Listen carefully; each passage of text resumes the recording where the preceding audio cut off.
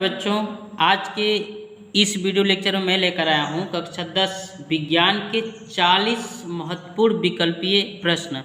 आप यदि फिजिक्स में कुछ भी चीज़ नहीं पढ़े हैं तो इस वीडियो को देखने के बाद आप पूर्णतः फिजिक्स का विकल्पीय प्रश्न कर लेंगे। वीडियो को पूरा देखिए और विकल्पीय प्रश्न को आप पूरा बोर्ड एग्जाम में कर सकते हैं।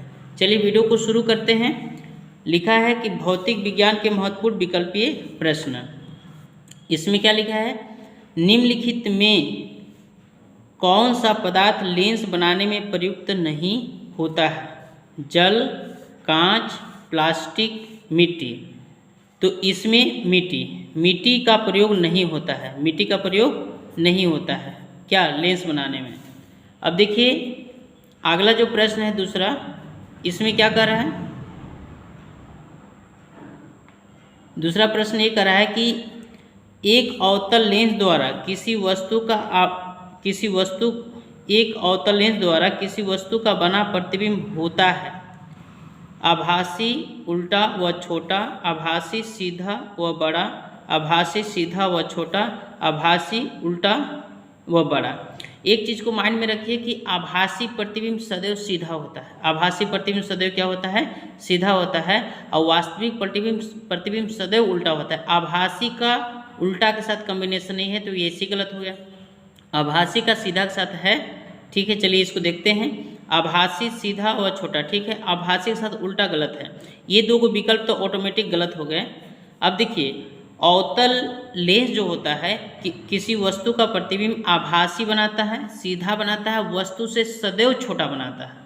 एक चीज़ दिमाग में, अवतल लेंस जो है किसी भी वस्तु का कहीं भी रखा जाए उसका आभासी सीधा व वस्तु से सदैव क्या बनाता है? छोटा बनाता है। यानी कौन सा सही है इसमें? सी सही है। कौन सही है? सी सही, यानी कि दूसरा का सी सही। देखिए इसका किरण आरेख मैंने खींच कर रखा है। ये देखिए ये आपका अवतल लेंस है। यहाँ पे देखिए मतलब जो है अवतल लेंस है, ये फोकस है और ये एफ डैश है, ये भी फोकस है। ये द्वितीय फोकस है, ये प्रथम फोकस है, ठीक ना। देखिए यहाँ पे मतलब जो फोकस के बाहर एक वस्तु रखी गई है ए बी, और उससे मुखज के समांतर प्रकाश किरण चला है। तो अपवर्तन के बाद जो है ये किरणें, ये नहीं लग रहा है कि ये किरण जाकर ऐसे मुड़ा है, लग रहा है कहाँ से आ रहा है? फोकस से आ रहा है ये वाला। फिर जो प्रकाशिक केंद्र से होकर जाता है अपने मार्ग से बिना विचलित हुए सीधे निकल जाता है। तो इससे स्पष्ट होता है कि अब देखिए ध्यान से, ये दोनों किरणें कहाँ काट रहे हैं? एक दूसरे को यहाँ काट रहे हैं, तो वस्तु का इमेज यहाँ बन रहा है। अब देखिए वस्तु यहाँ इतना बड़ा है और ये वाला यहाँ बन रहा है, यानी कि और आभासी प्रतिबिंब का पहचान होता है कि आभासी प्रतिबिंब सीधा, मतलब वस्तु ऊपर खड़ा है तो प्रतिबिंब भी ऊपर ही रहेगा। देखिए बन रहा है। तो मतलब अवतल लेंस द्वारा किसी वस्तु का प्रतिबिंब सदैव आभासी सीधा व वस्तु से छोटा बनाया जाता है। एक चीज़ को माइंड में आप रख लीजिए। इसका किरण आरेख, वस्तु कहीं भी रहे, वस्तु किसी कुछ भी हो। आगे लिखा है एक गोलीय अवतल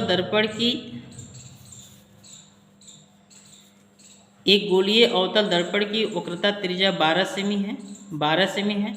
इसकी फोकस दूरी होगी। तो गोलीय दर्पण की वक्रता त्रिज्या, देखिए अवतल दर्पण की जो वक्रता केंद्र जो होता है बाईं ओर होता है। क्या होता है? बाईं ओर होता है। ये मतलब जो है बाईं ओर होता है। तो बाईं ओर का दूरी सभी माइनस में होता है। तो अवतल दर्पण की वक्रता त्रिज्या कितना दिया? 12, यानी कि -12 सेमी हो जाएगा ऐसे में। और अवतल मतलब दर्पण के फोकस दूरी वक्रता त्रिज्या में संबंध होता है F = R/2 होता है। ये ध्यान रखें, बहुत इंपॉर्टेंट प्रश्न है। फोकस दूरी और वक्रता त्रिज्या में क्या संबंध होता है? F = R/2 होता है। तो R का मान कितना रखिएगा? -12/2, यानी कितना हो जाए? -6 सेमी। कितना होगा? सही, -6 सेमी। यानी कौन सही है? ये सही है। अब देखिए अगला प्रश्न इसी में आता है, किसी दर्पण की फोकस दूरी और वक्रता त्रिज्या में क्या संबंध है? अभी मैंने बताया था F = R/2। ऐसे भी दे सकता है, यही इसका गुणा यहाँ कर सकता है। तो R बराबर क्या हो सकता है? 2F हो सकता है। देखिए कौन सही है? F = R गलत है, F = R+2 ये भी गलत है, F = R/2 कौन सही है? C सही है, यानी कि इसका C ऑप्शन सही है। फिर आगे देखते हैं 5वां नंबर क्वेश्चन। अवतल दर्पण द्वारा आभासी व सीधा आवर्धित का मतलब होता है बड़ा, यहाँ लिख सकते हैं। आवर्धित मतलब बड़ा। ऐसे अवतल दर्पण द्वारा आभासी सीधा व आवर्धित बड़ा प्रतिबिंब बनता है वस्तु की स्थिति, मतलब अवतल दर्पण कब आभासी सीधा और आवर्धित प्रतिबिंब बनता है, वस्तु कहाँ रखते हैं। देखिए अवतल दर्पण में वस्तु ध्रुव और फोकस के बीच रखते हैं, क्या रखते हैं, ध्रुव और फोकस के बीच रखते हैं, तो इसका प्रतिबिंब दर्पण के पीछे आभासी सीधा वस्तु से बड़ा बना था। ऑप्शन ये सही है, ऑप्शन ये सही है। क्यों, क्योंकि इसका मैंने किरण आरेख बना करके रखा है, देखिए ध्यान से, ये देखिए ये आपका कोई अवतल दर्पण है, देख रहे हैं, और यहाँ पे देखिए यहाँ पे कोई वस्तु रखा गया है ए बी, किसके, ध्रुव और फोकस के बीच। इसको दर्पण और फोकस के बीच बोल सकते हैं, ध्रुव और फोकस के बीच है। जब इसका देखिए वस्तु ए बी है, वस्तु ए बी के बी सीरीज मुख्य के समांतर प्रकाश से चला है, तो जब उसका परावर्तन हुआ तो फोकस से होकर चला गया। ये किरणें लग रहा है कहाँ से आ रहा है, बी डैश से आ रहा है। फिर एक प्रकाश किरण यहाँ से दर्पण पर अविलंबित गिरता है, जब उसका वहाँ से परावर्तन होता है तो उसी मार्ग से क्या हो जाता है, वापस लौट जाता है। ये लौटी हुई किरणें लग रहा है कहाँ से आ रहा है, बी डैश से, तो कहाँ से आती हुई प्रतीत होती हैं, बी डैश से प्रतीत होती हैं। तो यानी कि प्रतिबिंब कैसा बन रहा है, आभासी, पहला काम डॉट डॉट से बन रहा है, आभासी बन रहा है, और वस्तु ऊपर खड़ा है, प्रतिबिंब ऊपर खड़ा है, तो आभासी बन रहा है, सीधा बन रहा है, वस्तु से बड़ा बन रहा है। कब, वस्तु कहाँ रहता है, ध्रुव और फोकस के बीच रहता है। इसका किरण आरेख भी खींचने के लिए सकता है कि जब किसी वस्तु को अवतल दर्पण में ध्रुव और फोकस के बीच रखते हैं तो इसका किरण आरेख समझिए, तो उसका ये देखिए किरण आरेख है, कौन सही है ये। अब देखिए ध्यान से, देखिए फोकस और वक्रता केंद्र के बीच जब किसी वस्तु को रखते हैं, तो फोकस वक्रता केंद्र के बीच वस्तु को रखते हैं, तो वक्रता केंद्र और अनंत के बीच प्रतिबिंब बनता है। क्या बनता है, वक्रता केंद्र और अनंत के बीच प्रतिबिंब बनता है। और जब वस्तु को वक्रता केंद्र पर रखते हैं तो प्रतिबिंब कहाँ बनता है, वक्रता केंद्र पर ही बनता है। और वक्रता केंद्र से पीछे, तो वक्रता केंद्र से पीछे का मतलब इधर रखना है, तो इधर जब वक्रता केंद्र और अनंत के बीच वस्तु को रखिएगा तो फोकस वक्रता केंद्र के बीच प्रतिबिंब बनता है। आपको पढ़ाया गया होगा। आगे देखिए, किस दर्पण में वस्तु का प्रतिबिंब सदैव वस्तु से छोटा, सीधा व काल्पनिक, काल्पनिक को आप लिख सकते हैं आभासी, क्या लिख सकते हैं, आभासी। यानी कि किस दर्पण में वस्तु का प्रतिबिंब सदैव वस्तु से छोटा, सीधा, काल्पनिक बनता है, मतलब आभासी बनता है, वह है। देखिए समतल दर्पण, समतल दर्पण जो है किसी वस्तु का प्रतिबिंब आभासी सीधा वस्तु के बराबर बनाता है, तो ये तो फेल छोटा कर रहा है।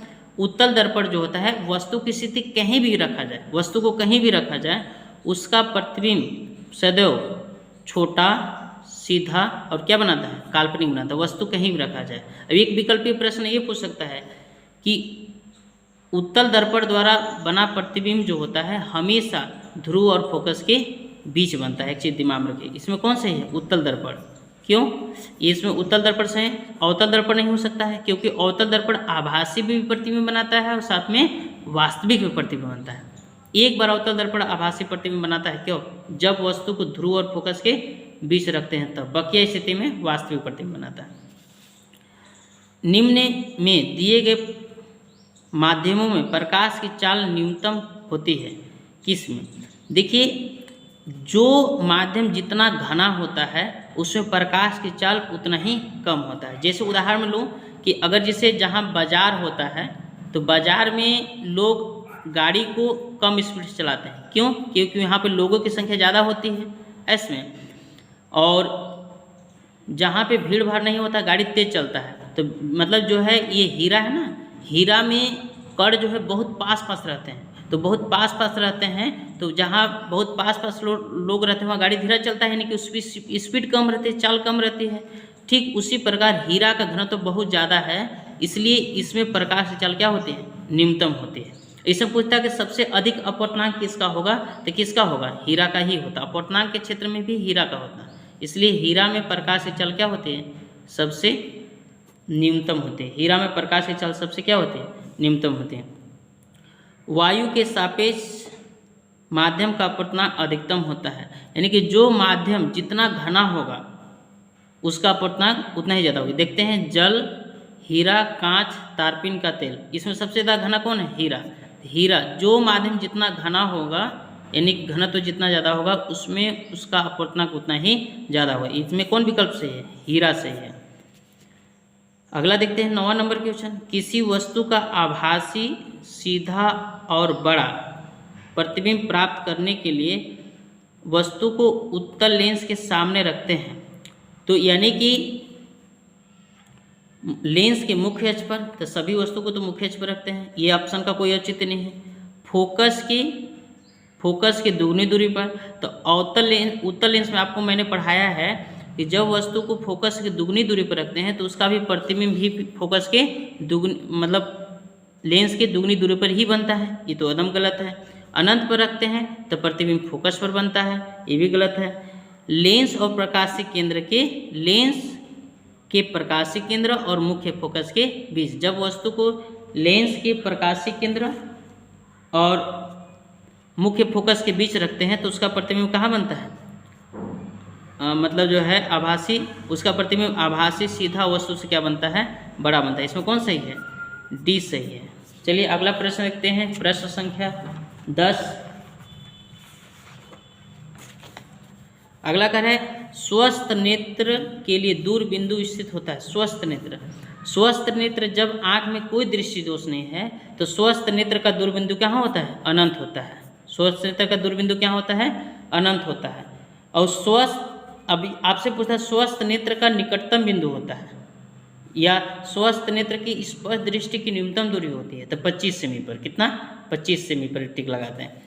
यानी कि स्वस्थ नेत्र के लिए स्पष्ट दृष्टि की न्यूनतम दूरी कितना होता है? 25 सेमी। अगर किसी के आंख में कोई दृष्टि दोष नहीं है तो उसका निकटतम बिंदु कितना होगा? 25 होगा। फिर आगे देखते हैं 12 नंबर, निकट दृष्टि दोष से पीड़ित व्यक्ति चश्मे में प्रयुक्त करता है।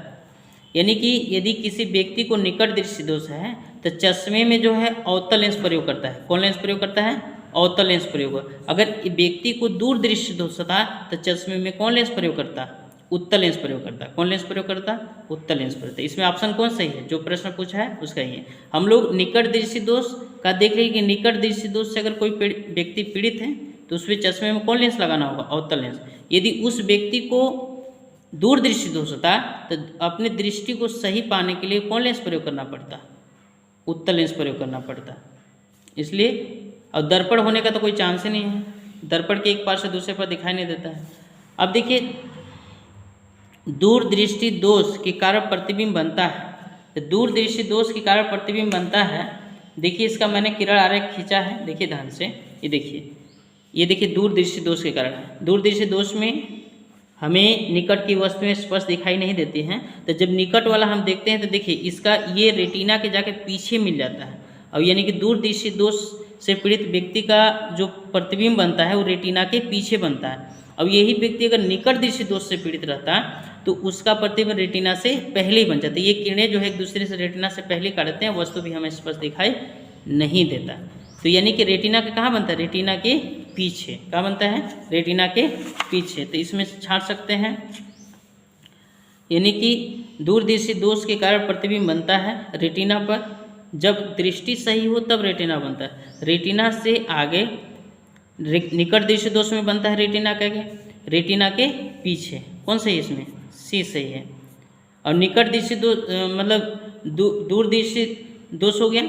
आगे देखते हैं इसमें, जब श्वेत प्रकाश प्रिज्म में से होकर गुजरता है तो सर्वाधिक विचलन होता है। विचलन का मतलब अपने मार्ग को सर्वाधिक कौन छोड़ देता है? अपने मार्ग मतलब पुराने रास्ते से सबसे ज़्यादा कौन हट जाता है? देखिए मैंने यहाँ पे बनाया है कि ये देखिए एक प्रिज्म है ABC, एक प्रिज्म है और इसमें श्वेत प्रकाश किरण देखिए जा रहा है। जब श्वेत प्रकाश किरण प्रिज्म के अपवर्तक पृष्ठ से टकराता है तो वो 7 रंगों में विभक्त हो जाता है, देखिए इस तरह से। और जब ये दूसरे पृष्ठ से चढ़ता है तो इसका फिर पुनः अपवर्तन हो जाता है। तो इसमें देखिए इस वायलेट, बैगनी, इंडिगो, जामुनी, ब्लू नीला, ग्रीन हरा, येलो पीला, ऑरेंज नारंगी और ये क्या होता है? रेड। तो यानी कि सबसे ज़्यादा देखिए ये सबसे ज़्यादा विचलन, मतलब विचलन का मतलब यहाँ देखिए सबसे कम विचलन लाल रंग का हुआ है, फिर उससे ज़्यादा ऑरेंज का, नारंगी का है, फिर उससे ज़्यादा येलो का है, फिर उससे ज़्यादा ग्रीन का है, उससे ज़्यादा फिर ब्लू का है, फिर इंडिगो का है और फिर बैगनी का होगा। तो यानी कि सबसे ज़्यादा विचलन किसका होता है? बैगनी रंग का। और सबसे पूछता है सबसे कम विचलन किसका होता है? लाल रंग का। अब जिस क्षेत्र में लाल सबसे आगे होगा बैगनी उसमें सबसे पीछे होगा, और जिस क्षेत्र में बैगनी सबसे आगे होगा लाल सबसे पीछे होगा। तो किस रंग का विचलन सबसे ज़्यादा होता है? बैगनी रंग का। आपसे पूछता है किस रंग का विचलन सबसे कम होता है? लाल रंग का। के देखिए ना यहाँ पे कितना विक्षेपित हुआ, देख रहे हैं कितना विक्षेपित हुआ है। ये देखिए ये लाल रंग इतने विक्षेपित हुआ है, उसके नीचे वाला इतना हुआ है, उसकी सबसे नीचे वाला इतना विक्षेपित हुआ है, यानी कि सबसे ज़्यादा अपने मार्ग से कौन विचलित हुआ है? बैगनी रंग। यानी किस रंग का विचलन सबसे अधिक होता है? बैगनी रंग का। किस रंग का? बैगनी रंग का। उसके बाद जो आता है कांच का अपवर्तनांक अधिकतम होता है, यानी कि कांच का अपवर्तनांक सबसे अधिकतम जो होता है, ये सबसे अधिकतम किसका होता है? बैगनी रंग का होता है। यानी कि मतलब जो है कांच का अपवर्तनांक सबसे ज़्यादा किस में होता है?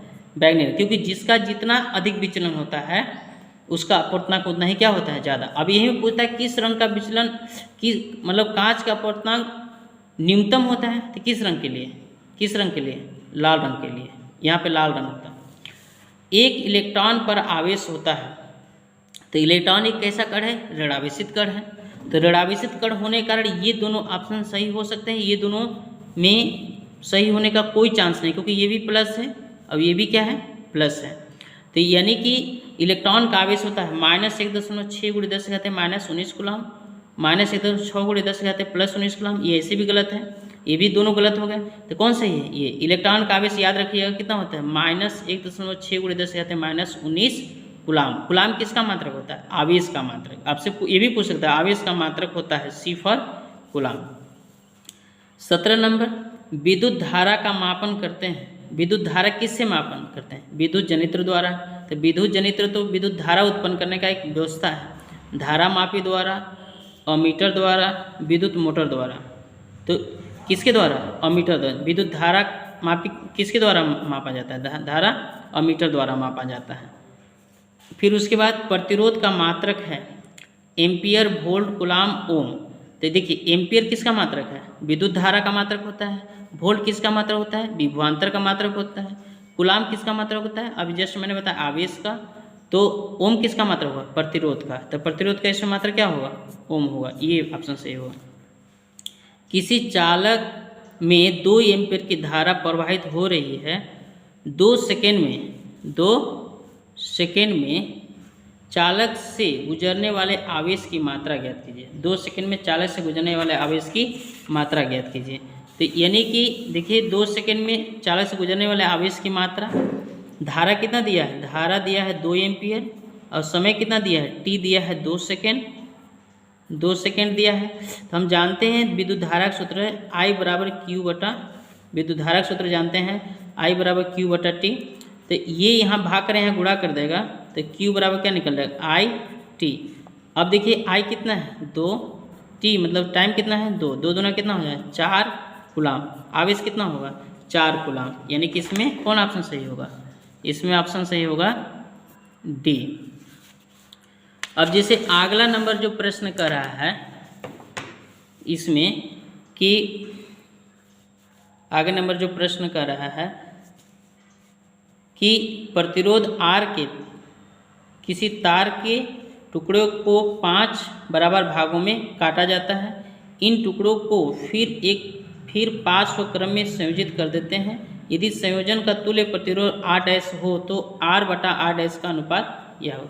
मतलब R ओम का एक प्रतिरोध है, ठीक, तार है, अब इसे 5 बराबर भागों में बांटा जाता है। तो 5 बराबर भागों में, तो प्रत्येक भाग का अगर प्रतिरोध देखा जाए, प्रत्येक भाग का प्रतिरोध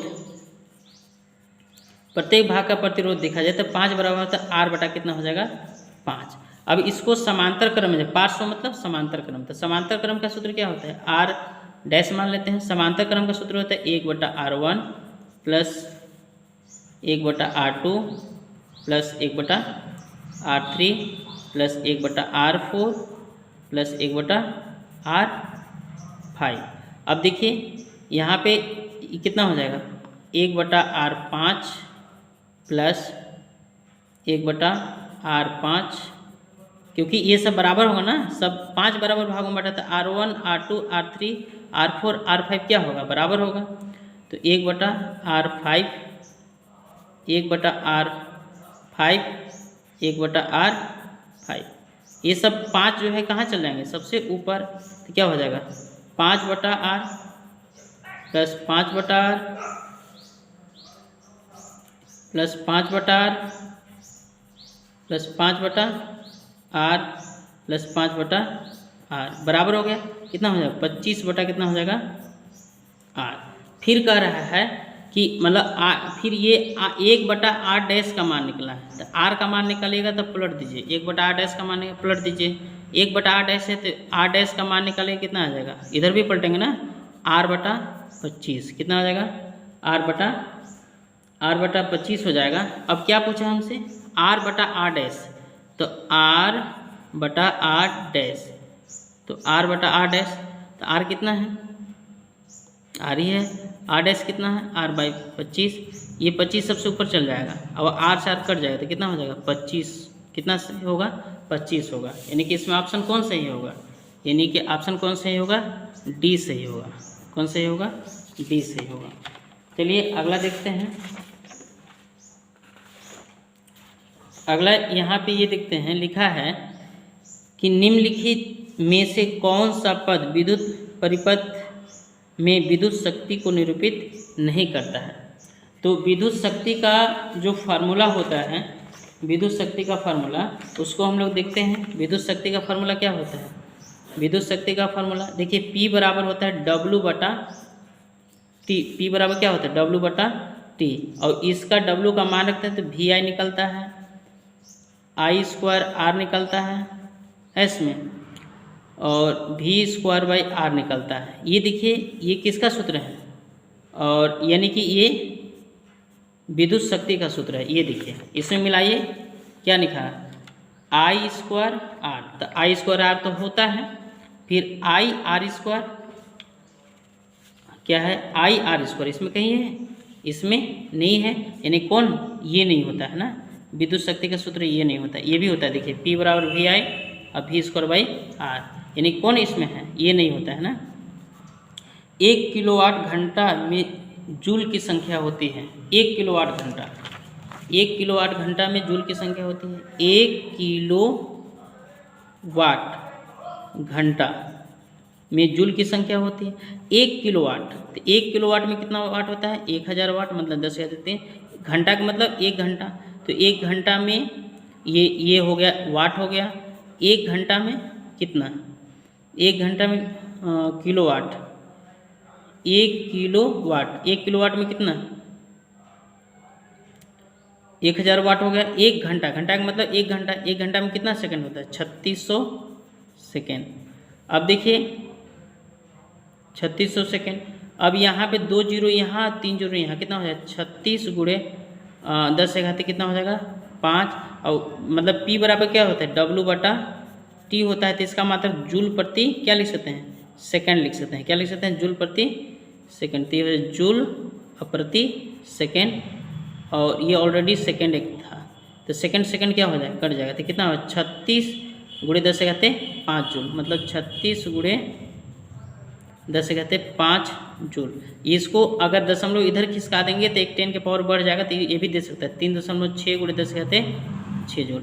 इस तरह से आप संबंध भी स्थापित कर सकते हैं। अगर आपसे पूछे किलोवाट घंटा और जूल में संबंध स्थापित किए, तो इस मेथड से आप क्या कर सकते हैं संबंध भी स्थापित कर सकते हैं। तो इसमें कौन सही है, इसमें यानी कि ऑप्शन जो है आपका कौन सही है, ये सही है, ये सही है। फिर उसके बाद लिखा है एक अश्व शक्ति अर्थात 1 HP बराबर होता है कितना 726 वाट, 736 वाट, 746 वाट, 756 वाट, कितना होता है 746 वाट। फिर आगे आपसे पूछा है विद्युत शक्ति का मात्रक होता है, तो विद्युत शक्ति का मात्रक वोल्ट, वाट, एम्पियर, ओम। वोल्ट विभवांतर का मात्रक होता है, वाट विद्युत शक्ति का मात्रक होता है, क्या होता है विद्युत शक्ति का मात्रक होता है, एम्पियर विद्युत धारा का होता है, ओम प्रतिरोध का मात्रक होता है।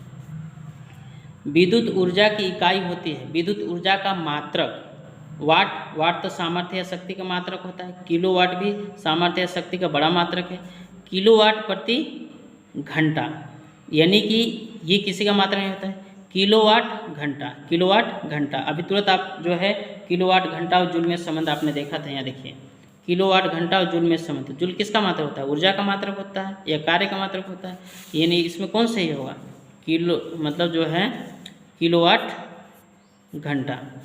फिर 220 भी वोल्टेज और 100 वाट के विद्युत बल्ब के तंतु का प्रतिरोध कितना होगा।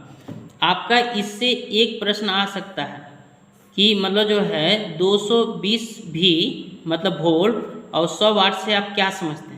इसका मतलब जो है जो मतलब बल्ब जो है, बल्ब जिस परिपथ से जुड़ा है, बल्ब जिस परिपथ से जुड़ा है वो उसकी जो वोल्टेज है कितना है 220 है और बल्ब की सामर्थ्य कितना है 100 वाट है। इसका अर्थ ये होगा। आपसे पूछ सकता है इसका अर्थ बताइए, तो यानी कि लिख सकते हैं कि विद्युत 100 वाट का जो विद्युत बल्ब है जिस मेन से जुड़ा है उसकी वोल्टेज कितना है 220 वोल्टेज है, यानी कि विभवांतर कितना है 220 वोल्ट है।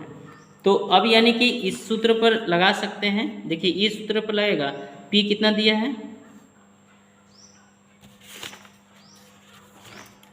इस सूत्र पर लगा सकते हैं, यानी कि P कितना दिया है, P बराबर V बराबर कितना दिया है 220 वोल्ट और यहाँ पे P पावर 100 वाट। तो P बराबर क्या होता है V²/R। तो R यहाँ क्या कर रहा है, भाग कर रहा है, तो यहाँ गुणा कर देगा, तो R बराबर क्या निकल जाएगा, R बराबर हो जाएगा V²/P। V² मतलब 220 का स्क्वायर बटा P 100 और इसका कितना हो जाएगा 220 गुणे 220 बटा 100। ये 0 से 0, ये 0 0, ये 0 कट जाएगा और 22 को गुणा 22 में कर दे कितना हो जाएगा 484 क्या ओम पूछा। प्रतिरोध का मात्रा क्या होता है 484 ओम हो जाएगा। कितना सही, कौन सही है, इसमें ऑप्शन नंबर बी सही है। क्या है, बी सही है। चुंबकीय क्षेत्र की तीव्रता का मात्रक होता है। तो चुंबकीय क्षेत्र की तीव्रता का देखिए सूत्र होता है मतलब जो है F बराबर BIL sin थीटा। इससे भी मात्रा निकाल सकते हैं। तो B का मात्रा निकालिएगा तो कितना है, B बराबर ये गुणा इधर भाग कर देंगे तो F बटा IL sin थीटा। तो बल का मात्रा क्या होता है न्यूटन और विद्युत धारा का मात्रा एम्पियर मीटर, यानी कि न्यूटन प्रति एम्पियर प्रति मीटर एक होता है। और एक फाई बराबर होता है, विद्युत फ्लक्स का सूत्र होता है फाई बराबर BA cos थीटा होता है। तो ये इसका मात्रा तो कुछ होगा नहीं, तो इससे जब निकालेंगे तो ये वाला इधर चला जाएगा तो B बराबर निकल जाएगा फाई बटा A, यानी क्या हो जाएगा फाई चुंबकीय फ्लक्स है तो इसका मात्रक वीबर होता है। क्या होता है वीबर, और ये क्षेत्रफल है तो मीटर स्क्वायर, इतना भी होता है। या टेस्ला होता है। देखिए मैंने सब मात्रक बताया, क्या होता है टेस्ला, यानी कि विद्युत फ्लक्स का मात्रक जो होता है या विद्युत क्षेत्र की तीव्रता का मात्रक न्यूटन प्रति एम्पियर प्रति मीटर या वेबर प्रति मीटर स्क्वायर या क्या होता है टेस्ला होता है। इसमें देख लीजिए कौन सही है, कौन सही है, वेबर प्रति मीटर इनवर्स किसी का नहीं होता है, टेस्ला। क्या सही है, टेस्ला सही है ना। एक गतिमान आवेशित कण उत्पन्न करता है केवल चुंबकीय क्षेत्र, केवल विद्युत क्षेत्र, चुंबकीय व विद्युत क्षेत्र दोनों उपयुक्त में से कोई नहीं। यानी कि एक गतिमान आवेश जो है चुंबकीय और विद्युत क्षेत्र दोनों उत्पन्न करता है। क्या उत्पन्न करता है, दोनों उत्पन्न करता है। बहुत इंपॉर्टेंट प्रश्न है। चुंबकीय बल रेखाएं सदैव समांतर होती हैं, एक बिंदु पर मिलते हैं, एक दूसरे को कभी नहीं काटते हैं, परस्पर काटते हैं। यानी कि चुंबकीय बल रेखाएं जो हैं, क्योंकि चुंबकीय बल रेखा की परिभाषा ये कहता है कि किसी विद्युत चुंबकीय क्षेत्र में खींचे गए वे काल्पनिक रेखाएं जिसके किसी भी बिंदु पर खींची गई स्पर्श रेखा उस बिंदु पर चुंबकीय क्षेत्र की गति की दिशा, चुंबकीय क्षेत्र की दिशा को प्रदर्शित करता है।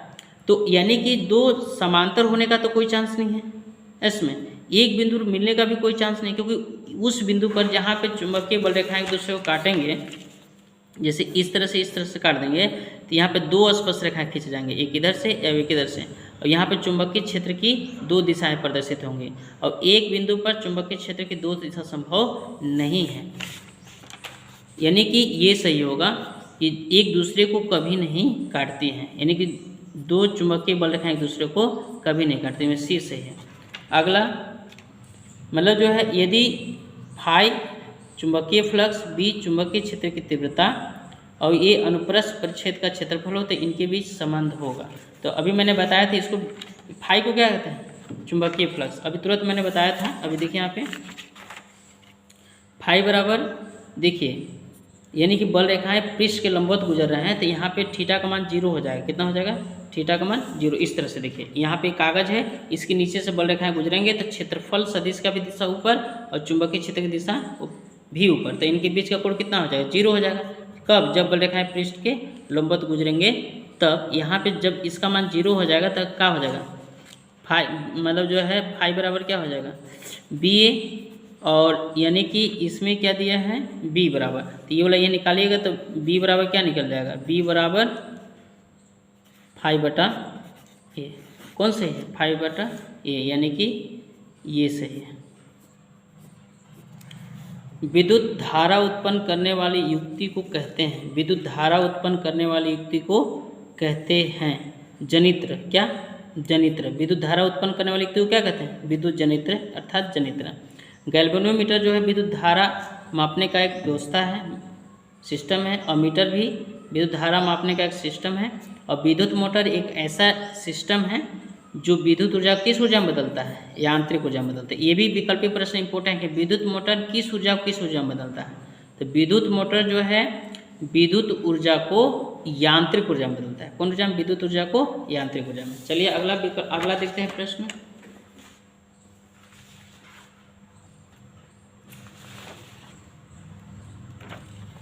अगला प्रश्न यानी कि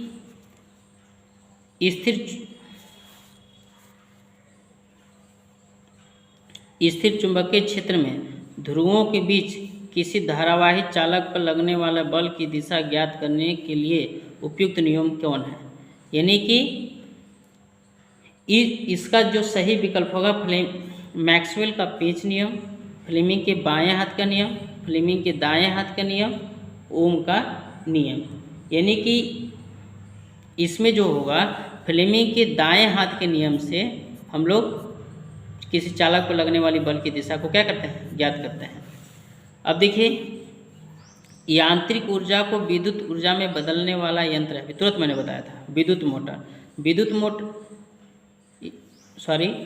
यांत्रिक ऊर्जा को विद्युत ऊर्जा में बदलने वाला यंत्र है। विद्युत मोटर जो है विद्युत ऊर्जा को यांत्रिक ऊर्जा में बदलता है। डायनमो जो है, डायनमो को किसी मशीन द्वारा या डीजल इंजन द्वारा चलाया जाता है तो यांत्रिक ऊर्जा किस ऊर्जा में बदलता है, विद्युत, मतलब जो है यांत्रिक ऊर्जा को विद्युत। डायनमो धारा मापी तो धारा मापने वाला। ट्रांसफार्मर जो है वोल्टेज को परिवर्तन करता है, ठीक। विद्युत मोटर परिवर्तित करता है, अभी मैंने तुरंत बताया था, विद्युत मोटर विद्युत ऊर्जा को कौन ऊर्जा में, विद्युत ऊर्जा को यांत्रिक ऊर्जा में बदलता है। अब अगला प्रश्न ये है, प्रेरित धारा की दिशा ज्ञात करने का नियम है। फ्लेमिंग के दाएं हाथ का नियम, ओम का नियम, फ्लेमिंग के बाएं हाथ का नियम, और इनमें से कोई नहीं। यानी कि प्रेरित धारा का दिशा ज्ञात करने का सही नियम है किस नियम द्वारा, फ्लेमिंग के दाएं हाथ के नियम से। फ्लेमिंग के दाएं हाथ के नियम से प्रेरित धारा की दिशा हम लोग क्या करते हैं, ज्ञात करते हैं। आगे है खाद्य श्रृंखला में शाकाहारी जंतु को, खाद्य श्रृंखला में शाकाहारी जंतु होते हैं, क्या होते हैं, प्राथमिक उपभोक्ता। क्या होते हैं, प्राथमिक उपभोक्ता। और फिर आगे है कि निम्नलिखित में से कौन सी एक परत पराबैंगनी किरणों को पृथ्वी पर आने से रोकती है। कौन, ओजोन परत। कौन परत, ओजोन परत। याद रखिएगा ओजोन परत जो है पृथ्वी पर पराबैंगनी किरणों को आने को क्या करती है, रोकती है। एक कूलाम आवेश में इलेक्ट्रॉनों की संख्या होती है। एक कूलाम आवेश में कितने इलेक्ट्रॉन, 6.25 × 10⁻18, 6.25 × 10⁻−18, 1.6 × 10⁻−19, या इनमें से कोई नहीं। चलिए इसको हल कर लेते हैं। एक कूलाम आवेश में, यानी कि आवेश कितना दिया है, क्यू कितना दिया है, एक कूलाम। इलेक्ट्रॉन का चार्ज हम जानते हैं 1.6 × 10⁻−19 कूलाम। अब हमें इलेक्ट्रॉनों का एक सूत्र हमने पता है, Q = Na। तो Q आवेश, E इलेक्ट्रॉन का चार्ज, En क्या है, इलेक्ट्रॉनों की संख्या। ये वाला इधर चल जाएगा, गुणा कर रहा है तो En बराबर कितना हो जाएगा, Q बटा E। चलिए निकालते हैं, Q कितना है, 1.6 गुणे 10 कहते कितना हो जाएगा, -19 हो जाएगा। अब जो है ये वाला ऊपर चल जाएगा, तो किसी संख्या को अंश हर में चिन्ह में घात चिन्ह बदलता है, तो नीचे प्लस में ऊपर जाने के बाद, और नीचे माइनस में है, ऊपर जाने के बाद क्या हो जाएगा, प्लस में हो जाएगा, बटा 1.6। 1 0 इसको दे दीजिए, तो 1 0 इसको दीजिएगा 19 है, तो 1 यहाँ दे दिए तो यहाँ हो जाएगा 18, और ऊपर नीचे दशमलव हटाने के लिए 10 से गुणा कर दीजिए, तो 10 से गुणा कर दीजिए, तो ये 100 हो जाएगा, और ये 10 से घटे 18 हो जाएगा, और ये 16 हो जाएगा। 4 से काट दीजिएगा तो 25 आ जाएगा ऊपर, और नीचे कितना आ जाएगा 4, और यहाँ कितना हो 10 से घटे 18, तो इसको 4 छक 24, मतलब 1 बचा, 10 हुआ, 4 दूना 8, फिर 2 बचा, 4 5 20, गुणे 10 से घटे 18। आपसे ये बहुत इंपॉर्टेंट प्रश्न है, पूछा जा सकता है। यानी कि कितने इलेक्ट्रॉन होते हैं, यानी कि एक कूलम में कितने इलेक्ट्रॉन होते हैं, 6.25 गुणे 10 घाते 18। बच्चे इलेक्ट्रॉन के आवेश को सोच करके तुरंत इसको टिक लगा देंगे, सोच समझ के प्रश्न का उत्तर दीजिए। यानी कि जब श्वेत प्रकाश प्रिज्म में से गुजरता है तो सबसे कम विचलन किस रंग का होता है, ये किस रंग का होता है, लाल रंग का। किस रंग का, लाल रंग का। अभी मैंने तुरंत जस्ट बताया। निर्वात में प्रकाश की चाल, निर्वात में प्रकाश की चाल होती है कितना, 3 गुणे 10 कहते हैं 8 मीटर प्रति सेकेंड, 3 गुणे 10 कहते हैं -8 मीटर प्रति सेकेंड, 3 गुणे 10 कहते हैं 8 सेमी प्रति सेकेंड। इनमें से कोई नहीं, कितना होता है, निर्वात में प्रकाश की चाल, निर्वात या वायु में प्रकाश चाल 3 गुणे 10 कहते हैं 8 मीटर प्रति सेकेंड होता है। यदि आप इस पूरे विकल्प को देख लेते हैं तो फिजिक्स में आपका पूरा एकदम नंबर आ जाएगा, कहीं से भी दिक्कत नहीं होगा।